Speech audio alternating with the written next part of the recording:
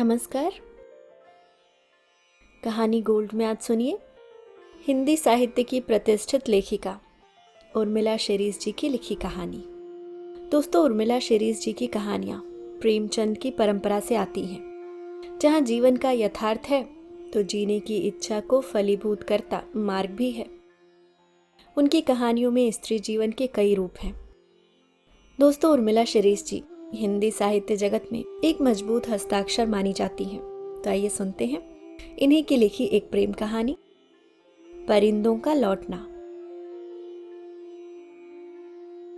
मैं तुमसे मिलने आ रहा हूं, दूर, बहुत दूर से आती आवाज ने जैसे ठहर कर कहा। क्यों क्यों मिलना चाहते हो? एक ठुमकता सा निर्दय उत्तर। मैं तुम्हें देखना चाहता हूं। उत्सुकता की लहर से आहट उठी। देखते तो हो। जानबूझकर लहर से स्वयं को दूर करना चाहा। कहाँ कहाँ देखता हूं? हल्का सा दर्द लहर में धुल गया। फेसबुक पर। जवाब में धुली लापरवाही पर जवाब की प्रतीक्षा करता। यह कोई देखना हुआ? सुने को अनसुना करता बहाना। तो और क्या होता है देखना? आवाज में जैसे कोई अधूरा राग आ मिला हो। सामने आकर, मिलकर, छूकर। शब्द साकार होना चाहते हैं। छूकर? छूने की अभिलाषा अभी भी पाले हुए हो? ऐसी अनजान अटखेली जो अपना रहस्यमन छुपा सकी। हाँ, नहीं, पता नहीं। बावरा मन बेचैन है। यह ठीक नहीं है हमारे लिए, खासकर मेरे लिए। मैंने तुम्हारी फोटो देखी है, पत्नी के साथ, बच्चों के साथ, एक खुशहाल परिवार। इन सबको पता चल गया तो? मन में बैठी बच्ची भयभीत हो उठी हो जैसे। इसमें बुराई क्या है? हम यूं ही नहीं मिल सकते? दो दोस्तों की तरह, दो सहेलियों की तरह। कितने साल हो गए? 47 साल। वह गिन रहा है वर्ष, माह, दिन, फल। इतना आसान होता तो इस पृथ्वी पर इतनी वियोग की ज्वालाएं न जली होती, इतने दिल न टूटे होते, इतने युद्ध और संधियां न हुई होती। संबंधों का ताना बाना विश्वास के धागों से बंधा होता है। अरे, यह कौन हिसाब किताब लगा रहा है? एक डरी हुई स्त्री। तुम बात को कहां से कहां ले जा रही हो?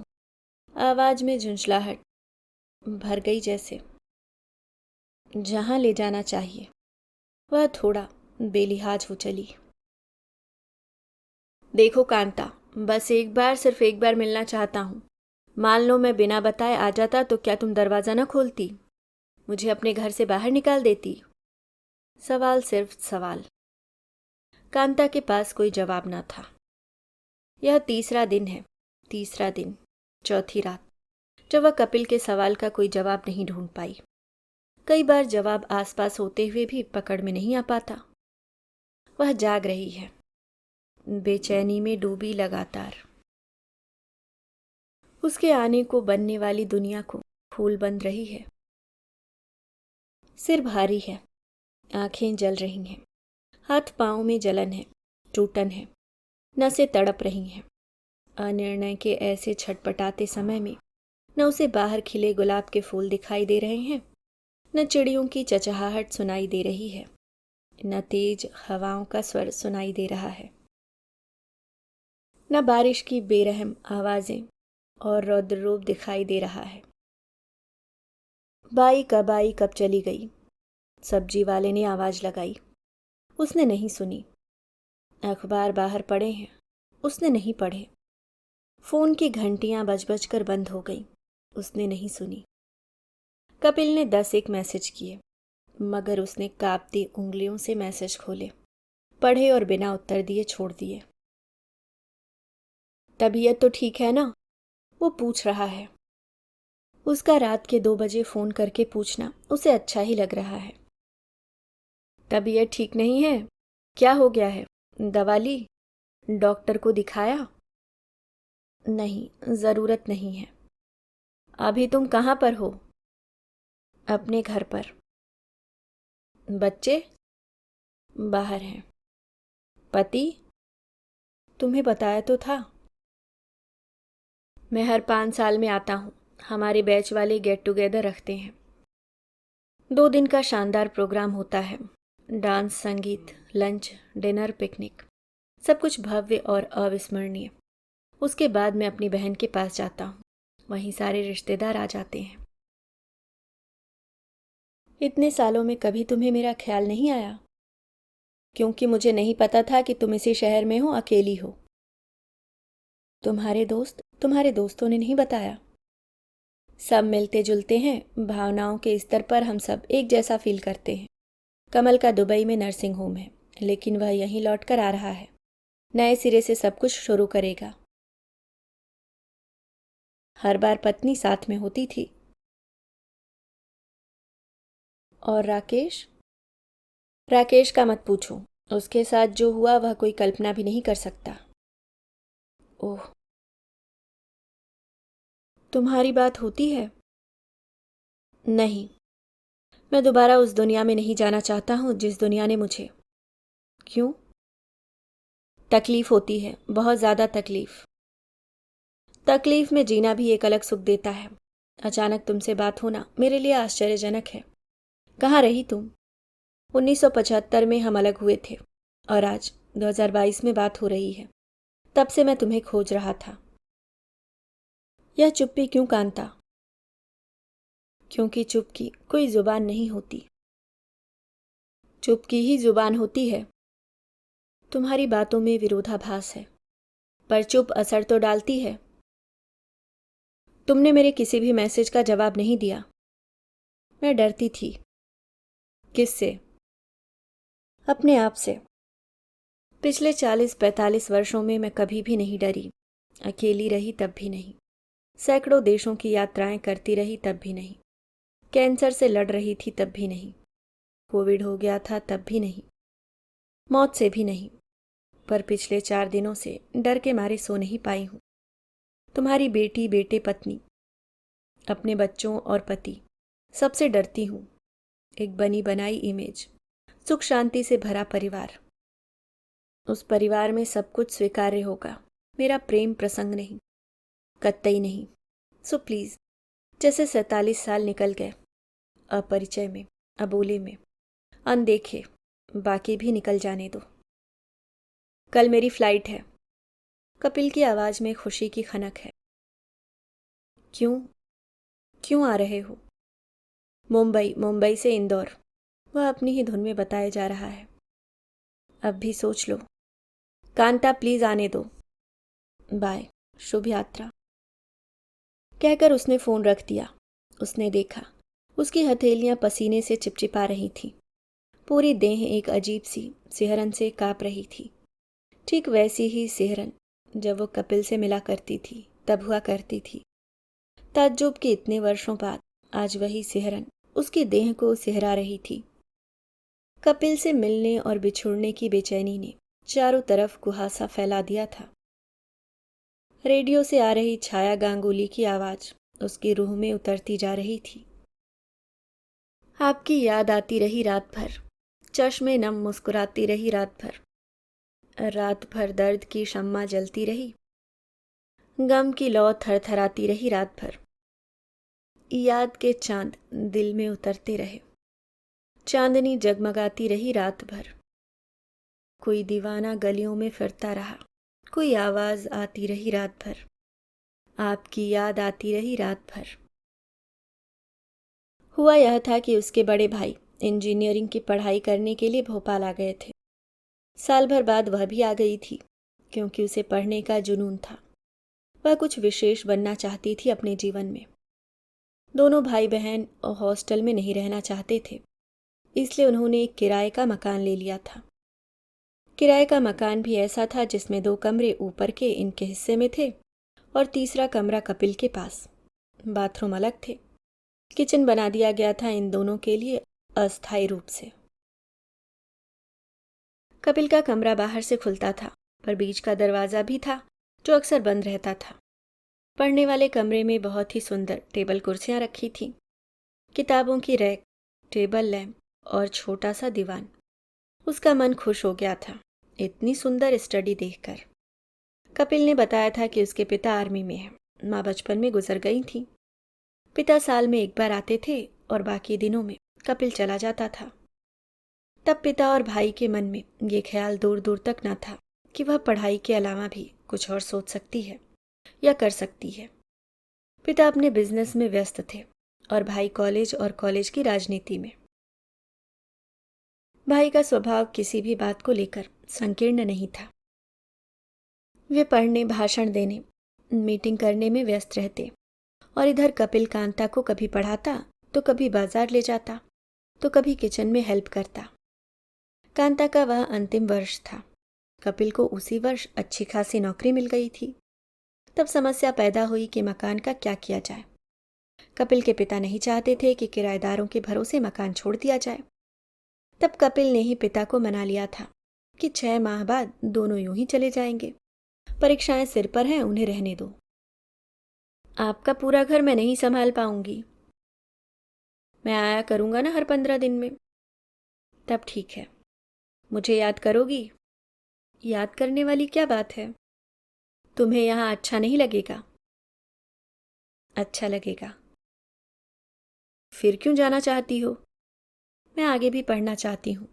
एडमिनिस्ट्रेटिव जॉब में जाना चाहती हूँ। क्यों? क्योंकि मुझे अच्छा लगता है। मैं उस फील्ड में काम कर सकती हूँ। मेरा स्वभाव अलग है, सबसे अलग। तो यहीं रहो, कपिल ने उसका हाथ पकड़कर कहा। उसका हाथ पकड़ना, छूना कांता को बुरा नहीं लगा था, बल्कि उसका गोरा सुंदर हाथ उसे अपनी छोटी छोटी हथेलियों में बहुत अच्छा लगा था। उसका वो स्पर्श, स्पर्श से पैदा होने वाली वो सिहरन आज भी देह में बिखरी है, रोम रोम में। पक्का आते रहोगे ना? जरूर, खत भी लिखूंगा। नाम पिताजी का रहेगा, लेकिन वे खत तुम्हारे लिए होंगे। वह चकित थी, खुश भी कि ऐसा क्या हो गया है उन दोनों के बीच की बात खतों तक आ पहुंची है और वह किसी भी बात का विरोध क्यों नहीं कर रही है। ध्यान रखना कि कोई भी खत तुम्हारे भाई के हाथ में न पड़े। आपके पिता के नाम आए खत भाई क्यों पढ़ेंगे? बस संभाल कर रखना या पढ़कर फाड़ कर फेंक देना। कपिल को शाम की ट्रेन से जाना था। पूरे दिन वह तैयारी में लगा रहा। उस दिन उसका पेपर था। कॉलेज पास में ही था। अक्सर वह पैदल ही कॉलेज जाती थी। उस दिन भी वह पैदल गई थी, पर आधा घंटा लेट। अब परमिशन नहीं मिलेगी। Madam please. वह फूट फूट कर रोने लगी थी। देखिए ना, मैं पैदल आ रही थी, मुझे रिक्शे वाले ने टक्कर मार दी। पहली बार वह झूठ बोली थी। चोट बाहर की नहीं, भीतर लगी थी। उस दिन मैडम ने वचन पत्र लिखवाकर उसे परीक्षा में बैठने की अनुमति दे दी थी। लेकिन यह क्या, परीक्षा हॉल में अपनी सीट पर बैठने के बाद भी वह रोई जा रही थी। क्या हुआ, क्यों रो रही हो? पेपर पढ़ो और जल्दी जल्दी लिखो। तुमने पौन घंटा यूं भी बर्बाद कर दिया है, मैडम ने सख्त आवाज में कहा था। वह बार बार पेपर पढ़ती, पर पेपर के सारे अक्षर उसे धुंधले नजर आ रहे थे। उसने जितना पढ़ा था वह सब भूल चुकी थी। वह अपना दाहिना हाथ पकड़कर बैठी थी, जिसे कपिल ने पकड़ा था। उसका स्पर्श महसूस करती हुई, स्पर्श का ताप उसकी देह में चढ़ गया था। मैडम। क्या हुआ? मुझसे लिखते नहीं बन रहा है। जानती हो ये फाइनल ईयर है। जी। अभी 1 घंटा नहीं हुआ है। उसने पेपर और कॉपी एक तरफ रख दी और घड़ी देखने लगी। 1 घंटे में मात्र 10 मिनट शेष थे। 1 घंटा पूरा होते ही वह उठ खड़ी हुई। मैडम ने उसे शक भरी निगाहों से ऊपर से नीचे तक घूरा। समय से पहले पेपर कॉपी छोड़कर जाने वाली लड़कियां क्या करती हैं, कहाँ जाती हैं, वे जानती हैं। क्या ये भी वहीं जा रही है? किसी के साथ भाग तो नहीं रही है? कांता को ना तो इस बात की चिंता थी कि उसका अंतिम वर्ष है और इसमें अच्छे नंबर आना जरूरी है। अगर इसमें अच्छे नंबर नहीं आए तो वह पीजी में किसी अच्छे कॉलेज में एडमिशन नहीं ले पाएगी। न उसे इस बात की परवाह थी कि पिता और भाई पूछेंगे तो क्या जवाब देगी। सच्चाई पता चलने पर पढ़ाई बंद करवा दी तो फिर शादी ही एकमात्र विकल्प बचता है। यहाँ रहने का बहाना भी खत्म हो जाएगा। इन सभी परिणामों को जानने के बावजूद कांता पेपर छोड़कर लगभग भागते हुए घर की तरफ लौटी। उसका चेहरा लाल हो गया था। वह हाफ रही थी, रो रही थी। उसने जोर जोर से दरवाज़ा खटखटाया। दरवाज़ा कपिल ने ही खोला था। भाई का उस दिन प्रैक्टिकल एग्जाम था, इसलिए वो देर से आने वाले थे। क्या हुआ, तुम्हारा पेपर था ना? कांता कपिल के सीने से लिपट गई। आज रुक नहीं सकते? पगली, कपिल ने उसे अपनी बाहों में जोर से भींच लिया। मैं तुम्हारे बिना नहीं रह सकती। रहना होगा, पढ़ना होगा, अगर चाहती हो कि मैं आऊं तो, और तुम्हें कुछ बनना है तो। उसे याद नहीं कि उसके आंसू थमे थे या नहीं। उसे याद नहीं कि कपिल कब अपना बैग लेकर चला गया था। जब उसकी नींद खुली तो रात के 10 बज रहे थे।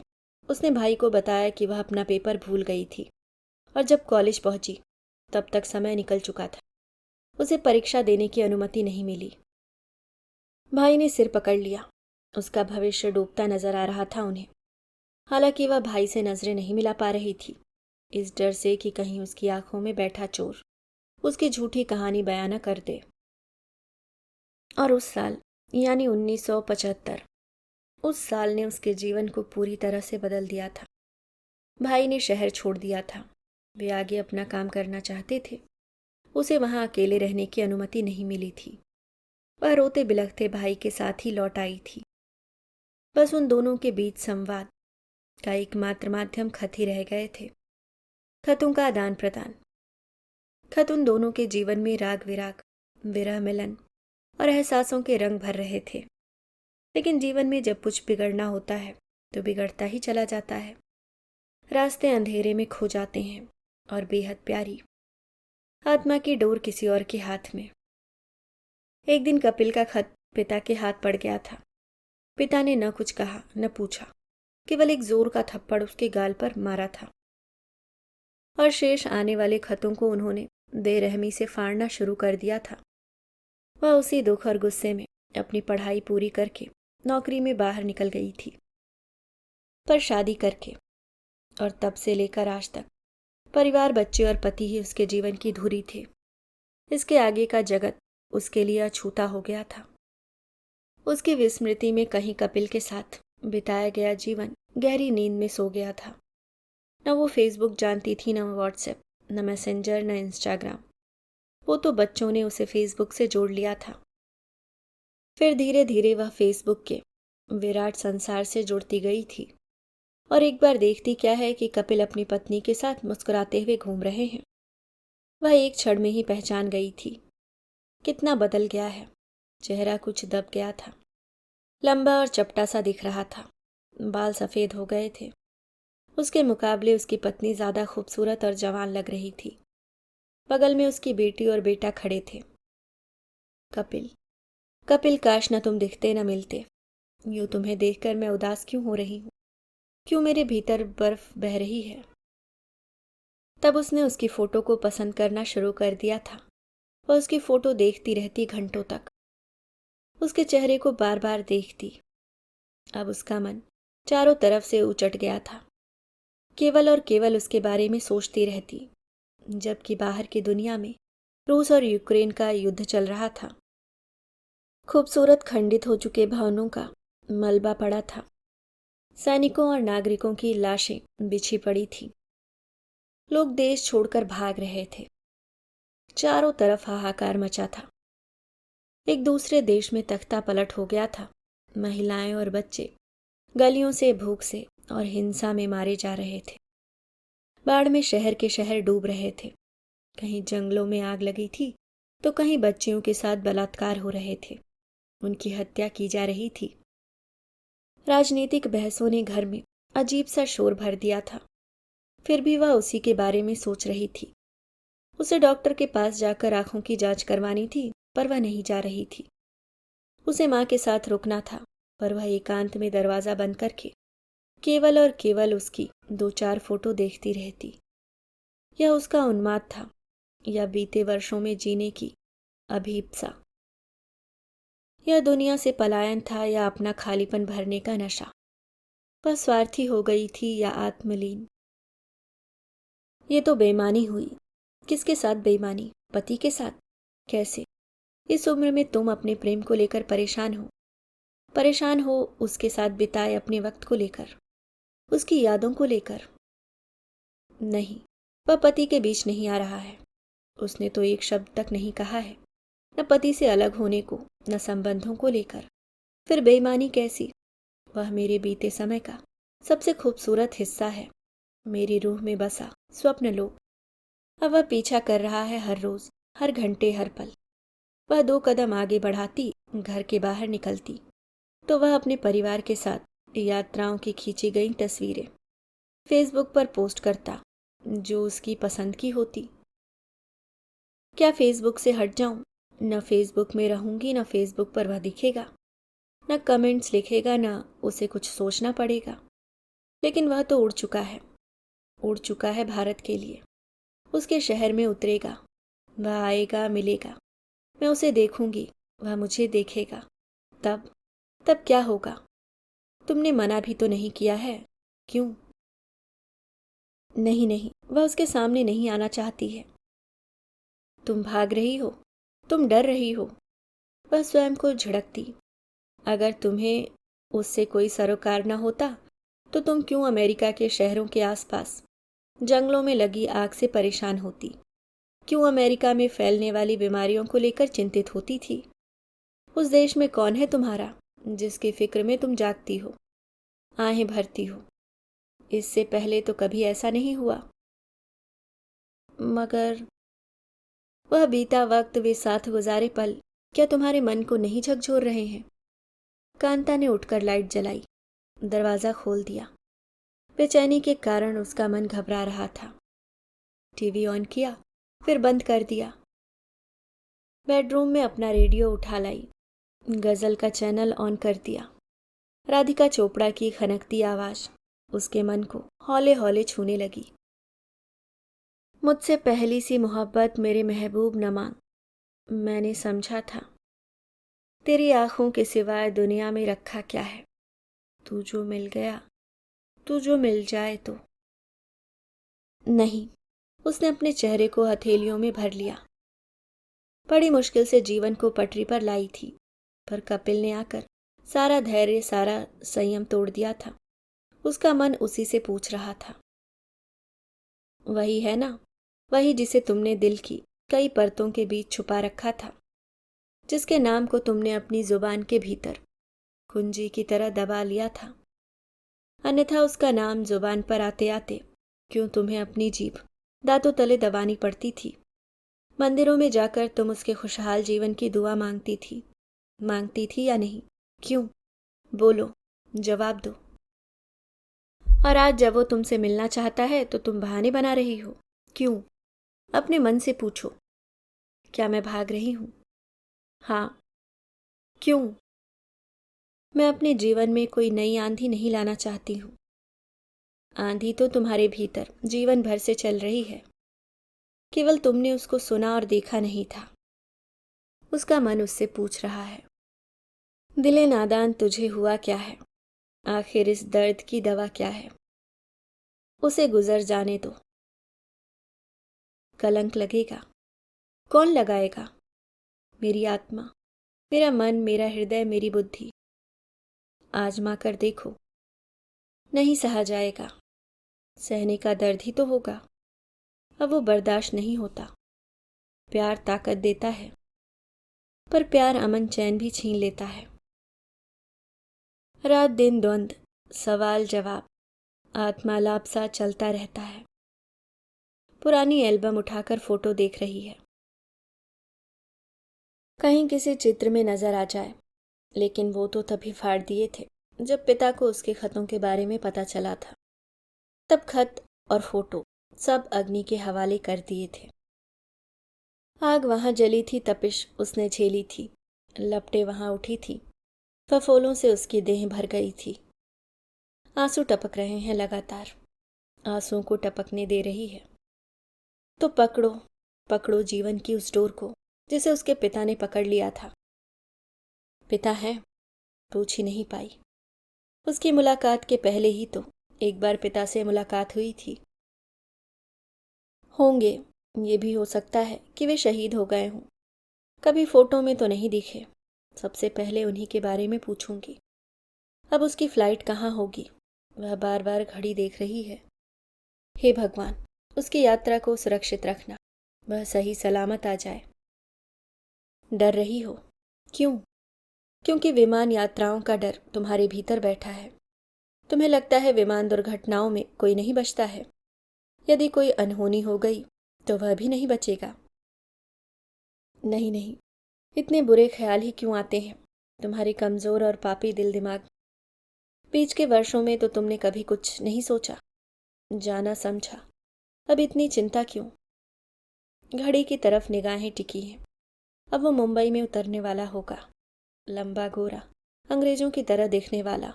वह जब चल रहा होगा तो कितना आकर्षक लग रहा होगा। उसकी भूरी आंखों में यहाँ आने का उल्लास उतर आया होगा। उसके कदम भाग रहे होंगे। वह चारों तरफ खोजती आंखों से कुछ कुछ तलाश रहा होगा। अब वह एयरपोर्ट पर इंतजार कर रहा होगा। हो सकता है शॉपिंग कर रहा हो। नई सिम ली होगी और सिम डलवाते ही वह मुझे फ़ोन लगाएगा। क्या 4 घंटे इंतजार करेगा? अब तक तो उसका फ़ोन आ जाना चाहिए। वह घर में ही चहलकदमी कर रही है। रेडियो पर राशिद खां की जादुई आवाज़ में मन को झनकृत करने वाली गज़ल चल रही है। याद पिया की आए, ये दुख सहा न जाए, हाय राम। बाली उमरिया, सुन रही सजनिया, जौवन बीता जाए, हाय राम। याद पिया की आए, बैरी कोयलिया कूक सुनावे, मुझ विरहिन का जिया जलावे। पिया बिन रहा न जाए, हाय राम, याद पिया की जाए। फ़ोन क्यों नहीं किया? क्या आया नहीं है? फ्लाइट कैंसिल तो नहीं हो गई? या हो सकता है उसका प्रोग्राम ही बदल गया हो। उसका दिल बैठा जा रहा था। उसकी निगाहें जम गई थीं। उसका मन दुख से भर गया था। वह 47 साल पहले की बेचैनी अपने भीतर महसूस कर रही थी। वह सोफे पर निढाल पड़ी थी। 3 घंटे बाद फ़ोन की घंटी बजी। मैं मुंबई आ गया हूँ। फ़ोन क्यों नहीं किया तब से? इमिग्रेशन में टाइम लग गया। फिर लगेज लेना था, सिम लेनी थी, करेंसी चेंज करवानी थी। जैसे ही फ्री हुआ तुम्हें कॉल कर रहा हूँ। कैसे हो? यह क्या? वह भरभरा कर रो रही है। क्या हुआ? घबराहट हो रही थी। क्यों? बस यूं ही। कहो ना कि इंतज़ार सहन नहीं हो रहा था। उसने हंसते हुए कहा। हाँ, इस समय वह भूल गई थी कि वह किसी की पत्नी है, 2 बच्चों की माँ है। वह चुलबुली सी जिद्दी लड़की बन गई थी।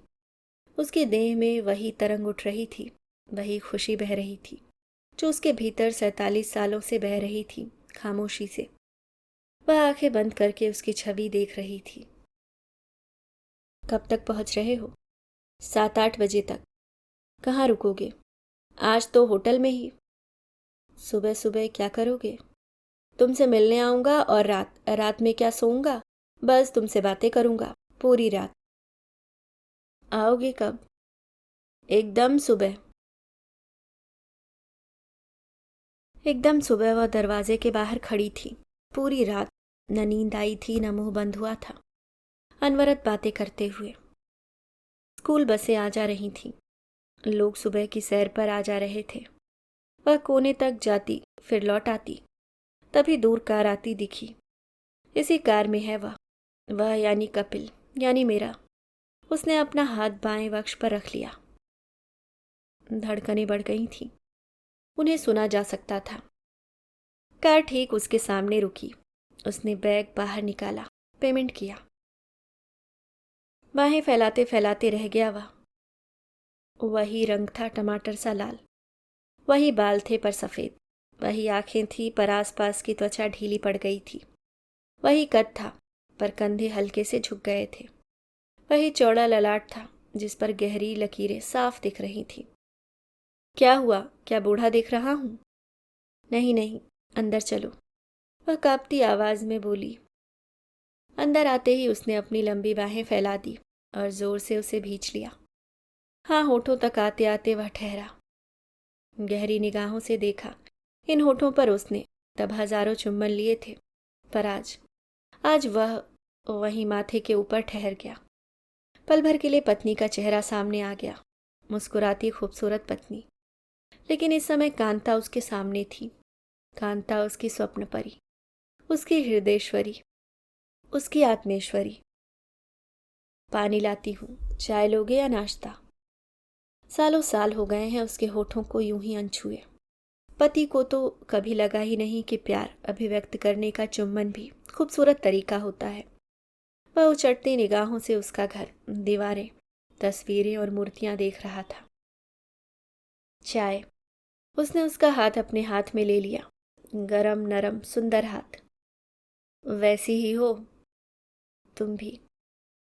कांता जीवन कब दो रास्तों पर चला गया पता ही नहीं चला, और आज अपने जीवन की परिणति देखकर हैरान हूं। भाग्य में यही होगा। वह उदास होने लगी। कल का क्या प्रोग्राम है? बैच वालों के साथ रहना है। फिर मिलना जुलना। फिर वापसी। इतनी जल्दी? वहां भी तो देखना होता है। जब इतनी जल्दी जाना था तो मुझे बताया ही क्यों? आए ही क्यों? मिले ही क्यों? वह पुराने दिनों में लौट गई। वही अधिकार, वही शिकायतें, वही नाज नखरे। कांता सालों का इंतजार, देखने और मिलने की तड़प। न खत लिख सकता था, न मैसेज कर सकता था। सब कुछ था मन में ही, जो किसी की पकड़ में नहीं आता था। बस अपने मन से ही बातें कर लेता था। वह सुनकर भी अनसुना करने का अभिनय करने लगी। उसने बैग खोला। छोटी मोटी गिफ्ट थी उसके लिए। एक दुपट्टा नीले रंग का, जो गुजराती परिधानों की खूबसूरत निशानी था, जो 47 वर्ष पूर्व उसके पास छूट गया था। उसी में बंधे थे वो खत जो कांता ने उसे लिखे थे। अभी तक कैसे रखे रहे, कैसे छुपाए रहे? किसी ने देखे और पढ़े तो नहीं? नहीं। अब मैं क्या करूंगी इनका? पढ़ना हर रोज, जीवन की सारी ऊब, सारी निराशा दूर हो जाएगी। जीवन की ऊब, निराशा? किसी के हाथ लग गए तो बच्चों को लगेगा कि मैं वर्षों से उनके पापा को धोखा दे रही थी। ये भी समस्या बन गए हैं। तो फाड़ देना। वह हैरान होकर बोला। तुम नहीं समझोगे। मैंने 47 साल संभाल कर रखे और तुम नहीं समझ रहे हो कि इन खतों को पढ़कर मैं पागल हो जाऊंगी। अतीत में लौटना और उसमें जीना, जो जीवन बड़ी मुश्किल से छूटा था, वहीं आज सामने आकर खड़ा हो गया है। उसकी आंखें डबडबाने लगी, होठ कांपने लगे। नाश्ता? भूख लग रही है, उसने बात बदलते हुए कहा। नाश्ता करने के दौरान वे खामोश ही रहे। लग रहा था जैसे कहने को कुछ बचा ही ना हो। तुम्हारे पति? 3-4 महीने में एक बार आते हैं, 20-25 दिनों के लिए। बच्चे? वो भी छुट्टियों में। तुम अकेली रह लेती हो, बच्चों के साथ क्यों नहीं रहती? मुझे ऐसा लग रहा है तुम कोई बात छुपा रही हो। मुझे अकेले में रहना अच्छा लगता है, उसने कांपती आवाज में कहा। कांता, जीवन का खालीपन कभी भी भरता नहीं है। सच बताओ, तुम्हारी बातों में रहस्य है, दुख है।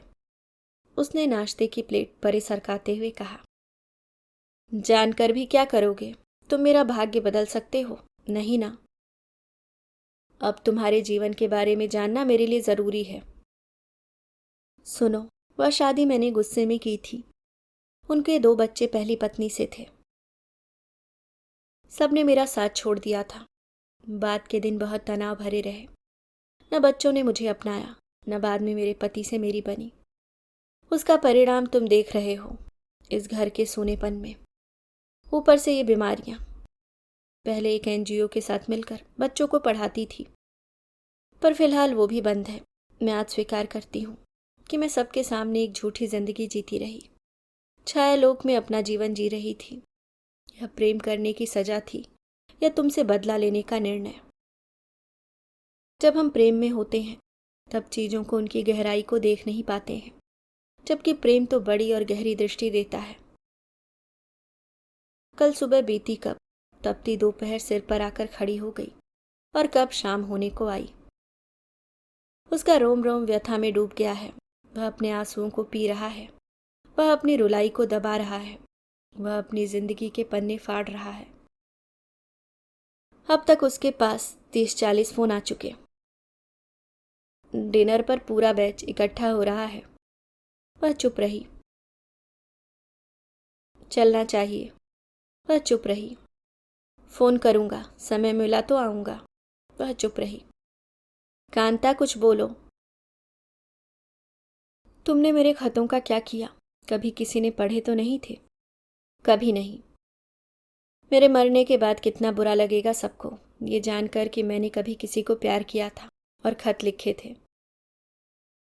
ये मेरी चिंता है। ये धोखा होगा। नहीं। हाँ। प्रॉमिस करो कि जाते ही सारे खत फाड़ दोगे या जला दोगे। क्या तुम फाड़ सकोगी? जला सकोगी? वो मेरे जीवन की धरोहर है, खूबसूरती है, हिम्मत है और है सबसे निस्वार्थ और पवित्र संबंधों के साक्षी। कपिल, अब तकलीफ सहन नहीं होती है। चलता हूं, संभालो। जब ये खत पढ़ोगी तो सारी तकलीफें भूल जाओगी। कपिल ने एक बार फिर उसको अपनी बाहों में भरा। इस बार उसके मन में कोई झिझक, कोई शंका न थी, क्योंकि इस समय वो केवल एक प्रेमी था और कांता केवल एक प्रेमिका, एक स्त्री, एक ऐसी स्त्री जो अपने जिए हुए जीवन को पुनः जी रही थी। इस बार उसने एक गहरा चुंबन भी लिया, अपनी आंखों में उसके रूप सौंदर्य को भरा और बैग उठाकर बाहर निकल गया। वह दहलीज पर खड़ी उसको जाते हुए, कार में बैठते हुए, हाथ हिलाते हुए देखती रही। कांता ने बाहर से खाली गमला उठाया, उसमें कुछ सूखी लकड़ियां डाली, आग सुलगा दी, खतों की पोटली खोली। कागज पुराने पीले पड़ गए थे, शब्द गहरी लकीरों में बट गए थे। चिपके कागजों को एक एक करके अलग किया। फाड़ने को हुई कि उसके हाथ कांप उठे। एक बार पढ़ तो लूं। पतली पतली लकड़ियां सुलगने लगी थी। धुआं की पतली रेखा कमरे में फैलने लगी। इधर वह पत्र पढ़ती जा रही थी, उधर लकड़ियां जल रही थीं। उसने धधकती लकड़ियों को देखा, फिर खतों को।